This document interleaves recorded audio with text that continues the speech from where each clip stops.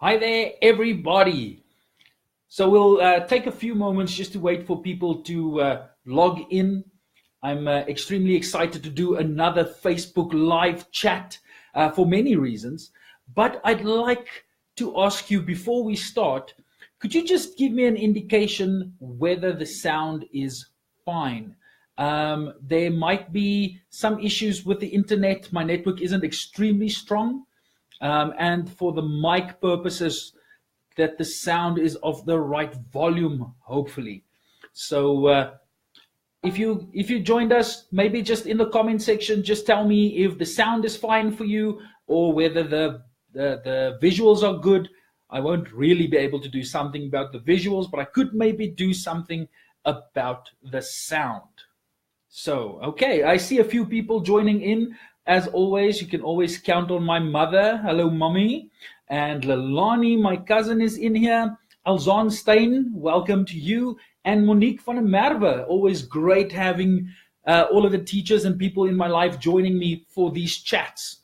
I'm very excited because today is our first anniversary. Thanks, Lelani. Good to know that everything is great. It's our first anniversary. I am extremely chuffed that we are celebrating this 1 year. Last year, exactly to the day, I decided to upload the channel trailer onto my YouTube channel and start the Super Teacher Unite, Super Teacher Solutions thing to ensure that we uplift, motivate, and support teachers.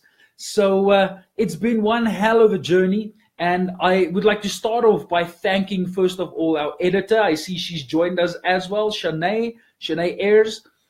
Thank you very much for all your creative support and with dealing with my stupid face for more than a year on camera.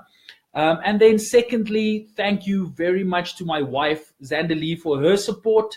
I can't explain to you what it means to me to have people that support this great initiative to support teachers.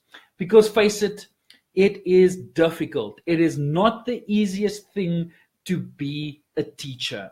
Now, I decided I'm not going to use a whole chat just to talk about this YouTube channel and the Facebook page and the Super Teacher Initiative.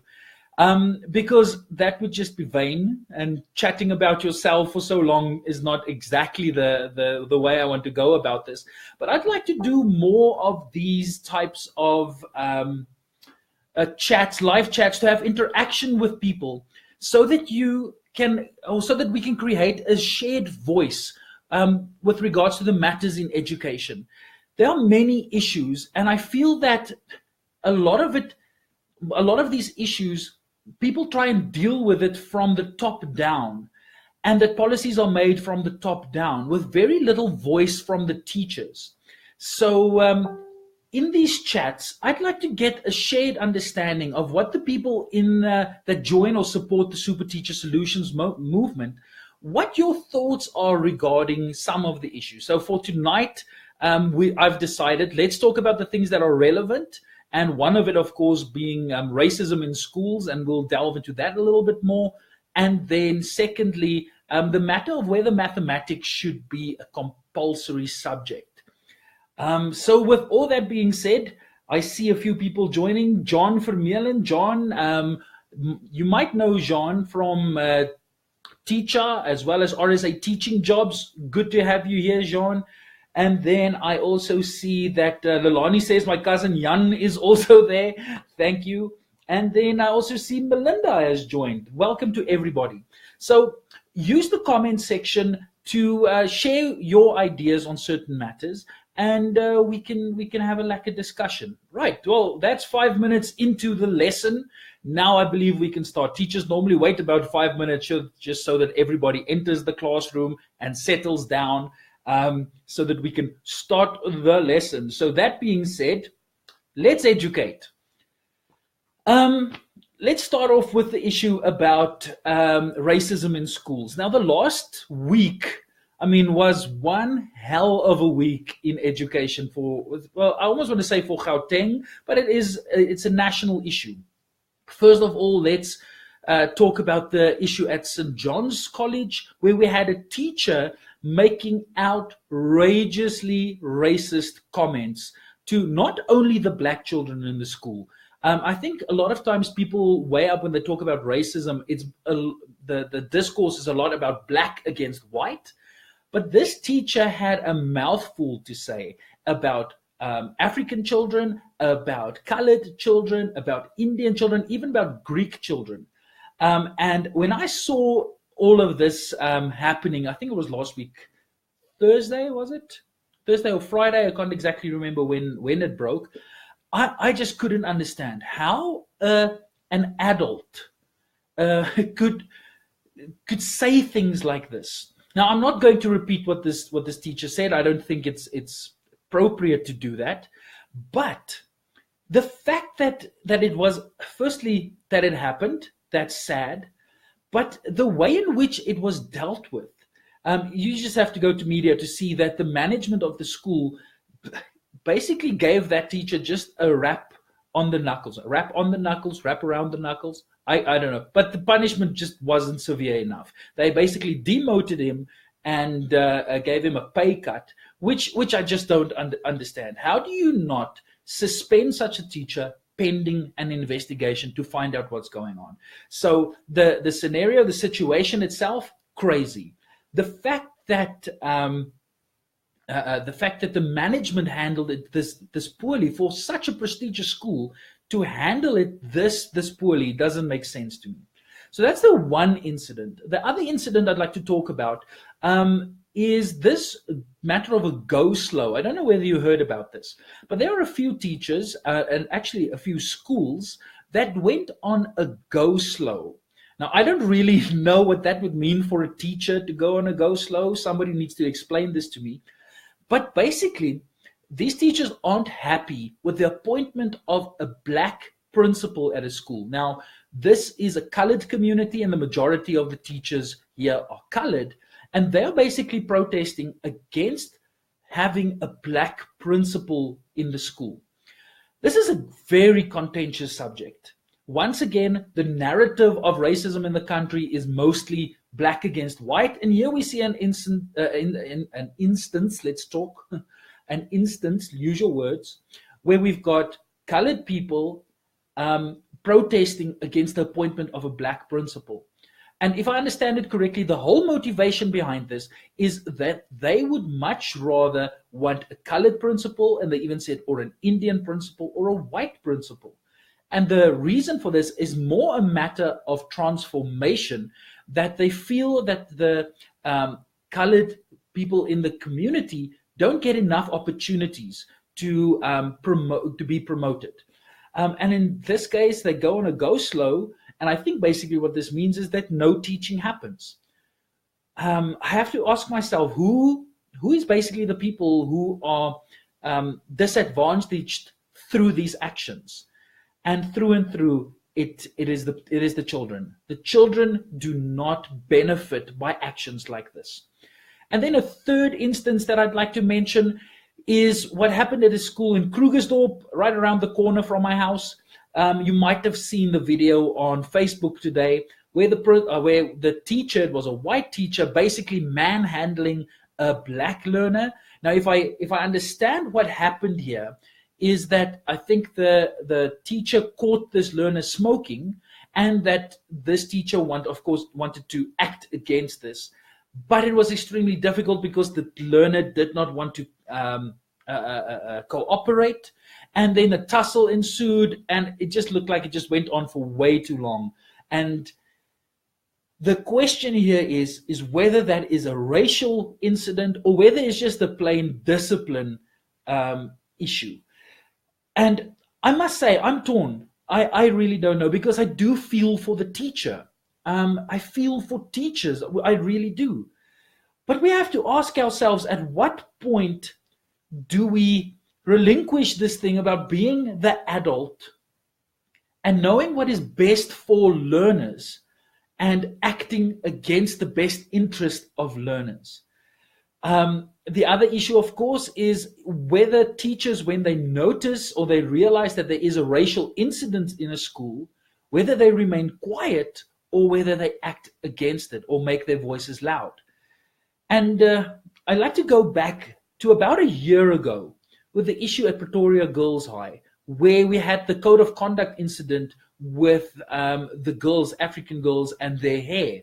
And basically the issue, not just at that school, but nationally, is that our policies aren't right. Our policies are not written with diverse learners in mind. We want to treat every single person by a set code of conduct or a set rule, and there isn't a lot of leniency in here. There are so many issues, and I'd like to ask that teachers, being the adults, when there's interaction between teachers and the learners, that we remember we are the adults and that we should try and guide the situation, but that we should also try and act in the best interest of the learners.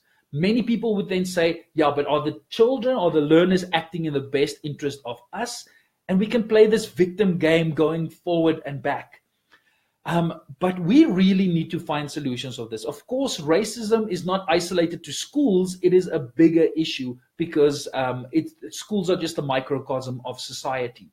So what is the solutions? I really don't know, but I do think that teachers in the first hand should not at all abuse learners, whether it be with prejudice regarding race, whether it be with regarding gender, should it focus on social economical background.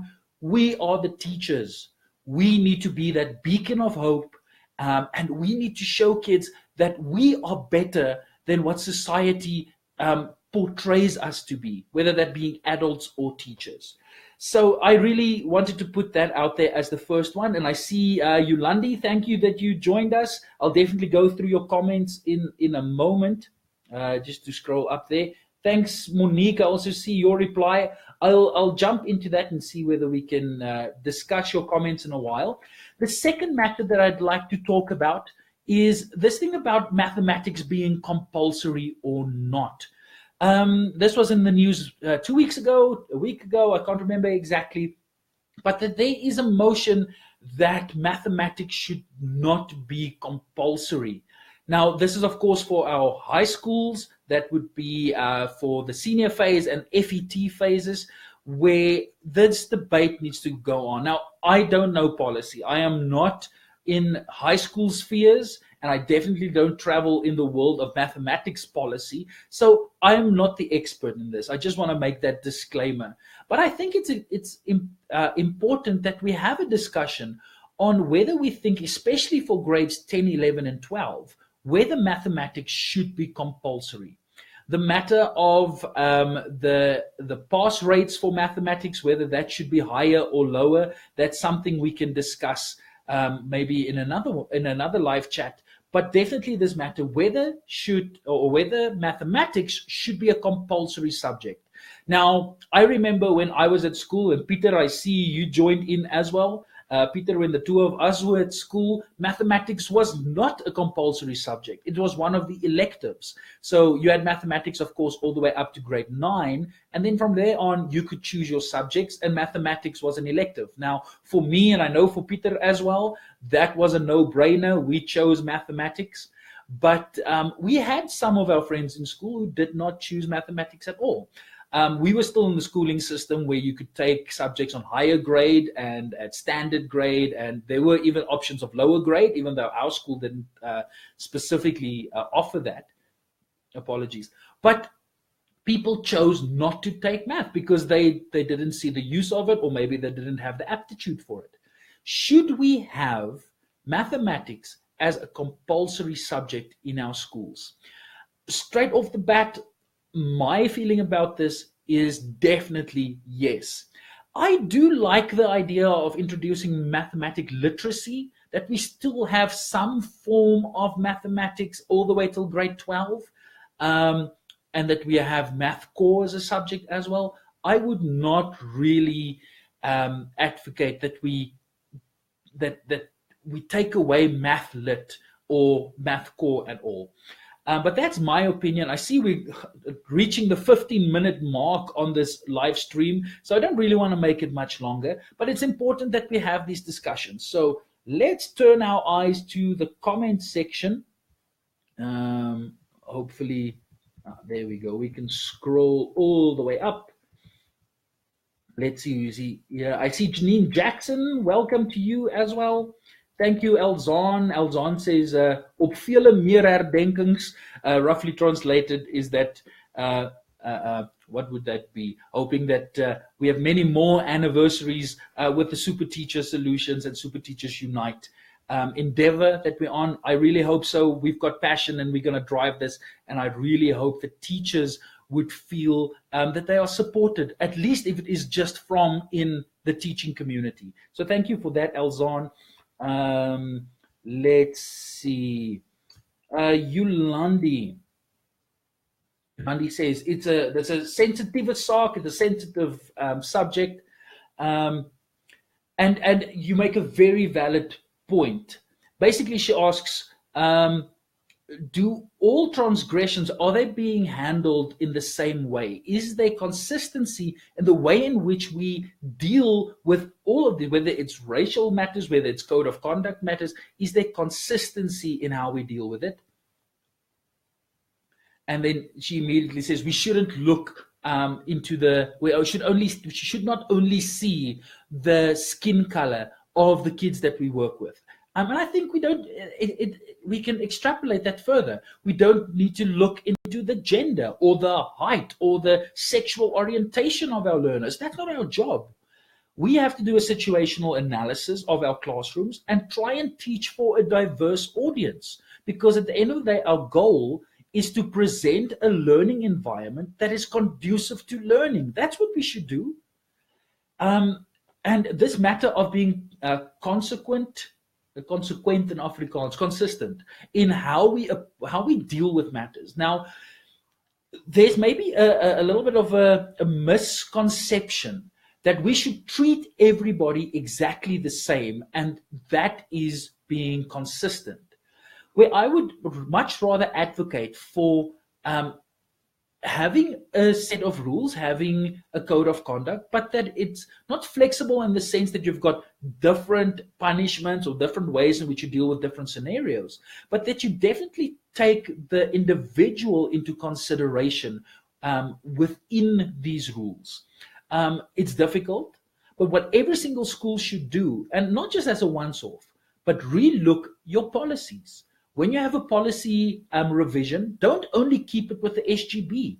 Make sure that you pull in parents, you have the learners, you pull in people from the district offices, but that you come to a conclusion that fits the community, that fits that school. And I think we'll be able to alleviate some of the issues. Of course, in an ideal world, we'll want to alleviate all of the issues, but that isn't always possible. Yolandi says further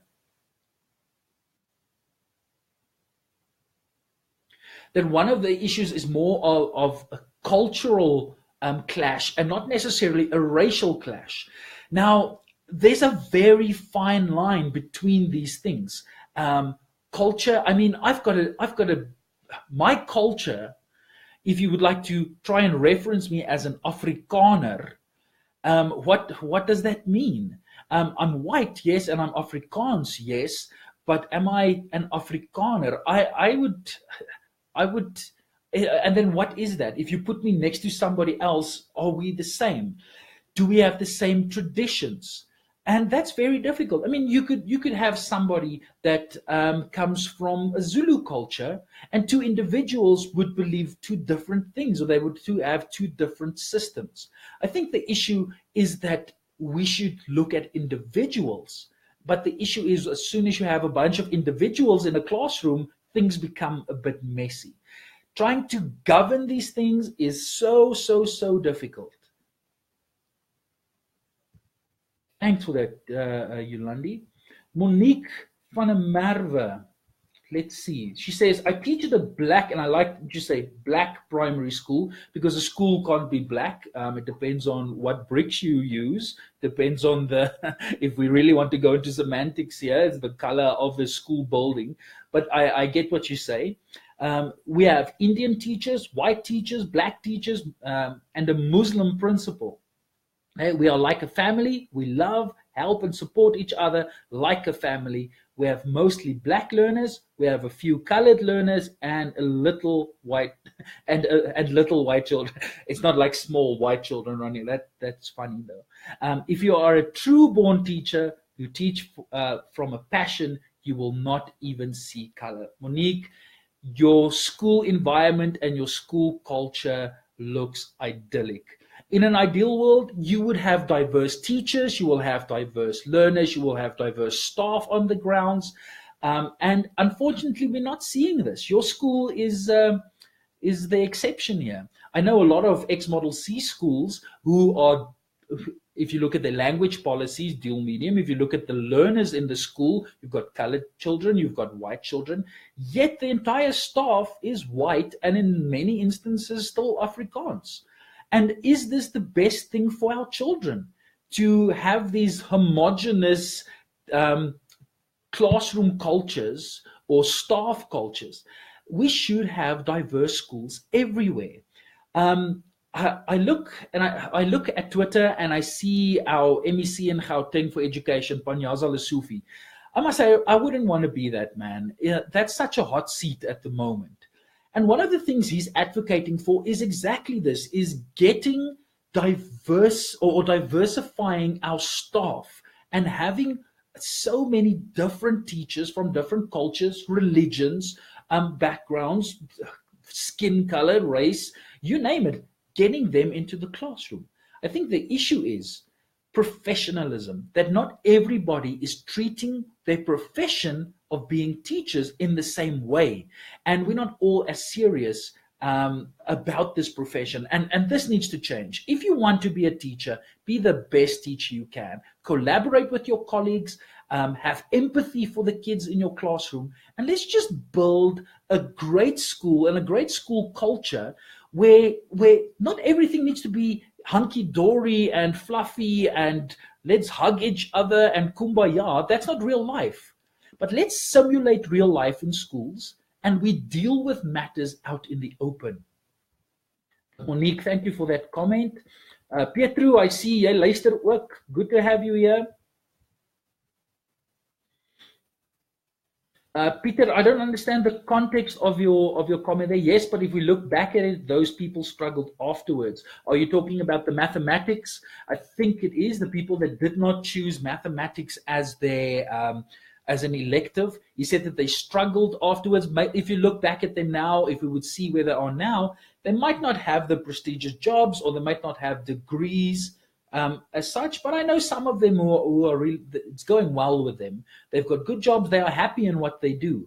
But there are some that did not choose mathematics that just could not get into certain subjects. I know, or could get into university and enroll for certain programs. I see that one of the issues with mathematics is that they are debating whether you should have math core in order to take accounting as a subject. And I see some schools are implementing this, that you also need to have math core if you'd like to do physical sciences. So there's a big debate that needs to be had. Is this really necessary? And I see in the press that this debate is happening. But my question again is, where are the teachers' voice? Is it going through the unions, and are the unions representing what teachers in general think? I don't know. But we should definitely interrogate this and ask ourselves the questions. Those learners that are better or have an aptitude for accountancy but not for mathematics, should we take this opportunity away from them? Because if you don't have math core, you can't go and study accounting at university level. Is this really the way to go? Is this the right thing? I definitely think that mathematics should be there up until grade 12. Should you need math core to do accounting? Is that necessarily? Should you have math lit to do accounting? should we link subjects like this? And I think that's one of the biggest issues. We are teaching subjects in silos. You've got mathematics here, science here, English there, but we're not really integrating subjects. Where's the solution? In the primary school. I really think we should start integrating as much as we can in the primary school, and that there should be a bigger focus on what's happening in foundation phase. That's where we set the foundation. If these things don't happen right throughout primary school, how can we even dream about these things getting right in FET phase? So we need a lot more passionate and professional and skilled teachers in the foundation phase and in the primary school. When we fix it down there, we might start see, or losing the symptoms that we see now in grade 12. Lilani, regarding the St. John's case, happy that the teacher was finally taken to task. It's sad that it looked like a forced situation that should never have happened. Sincerely hope the kids affected, the victims of the actual racist slur, has been assisted through means of counseling. How does a child deal with being attacked or victimized or mocked for their race?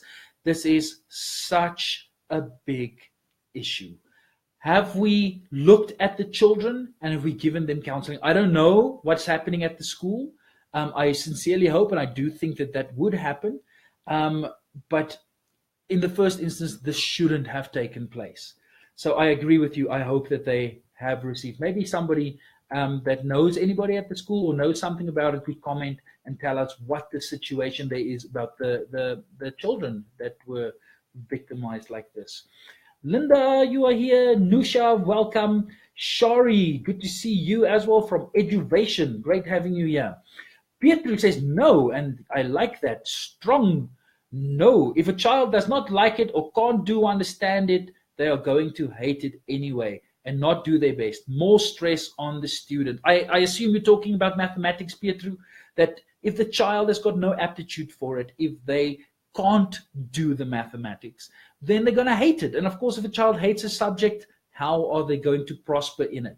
That's why I suggest looking at primary school, ensuring that we've got the best of the best in the primary school. Melinda, in business, especially banking, maths is very important. I'm really glad I have that knowledge and had the subject in school.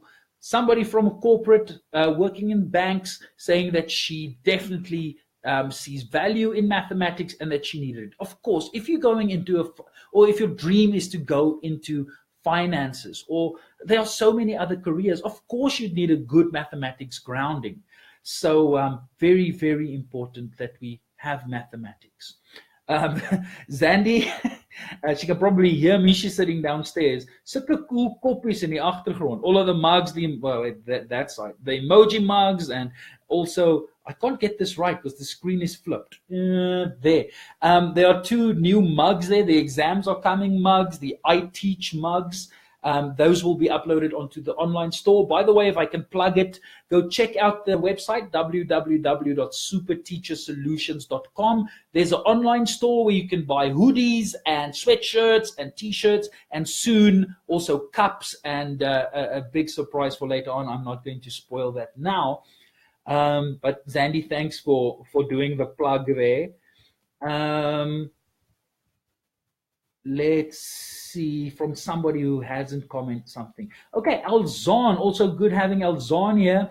Alzan is an accounting teacher. She says yes to anyone who wants to take accounting, and had quite a few kids that had math lit who did great in accounting. There's the argument for children having math lit, doing accounting and doing well. So thank you for that comment. And then it looks like we'll take, this is the last comment. Elise Delaray, nice having you here. But Elzan saying, Varsity College is breaking the mold with accounting and maths. Now, I immediately need to ask Elzan, do you have any vested interest with Varsity College that you plug it shamelessly like this? But that's fine, no problem. Next year will be the first year that they take in math lit students to do accounting after school. They need to have more than 80% at the end of matric. So you're upping the entry requirements, but at least allowing children who have math lit to take accounting. This will set the standard to see if taking Math Lit with accounting will work or not. Varsity College came to our IEB regional conference to share this information with us, which is absolutely great. And I think there are a bunch of these pilot studies happening. I'm glad to see that this specific institution is leading the way on it. It would be great to see what the outcome is. And we need this. We need more and more of these research studies, not just thumb sucking that things should happen. I like Elzon replying, no, future accounting learners, also an accounting teacher. Good. Thank you very much. I think that's all the time we have for that's a full half an hour show. Thank you very much to everybody who tuned in. I must say it is amazing knowing that we've got a community of super teachers, and I need to find a name for people who aren't teachers who support this, our super support group. Thank you very much for tuning in. I've got shows scheduled on the YouTube channel all the way up until November this year. It's going to be interesting, and I really count on you to spread the word about the super teacher movement and just supporting teachers so that we can make a positive difference in each and every classroom. That is the mission, and thank you so much for joining me on this live chat tonight. Until next time, my name is Francois, and I am a super teacher.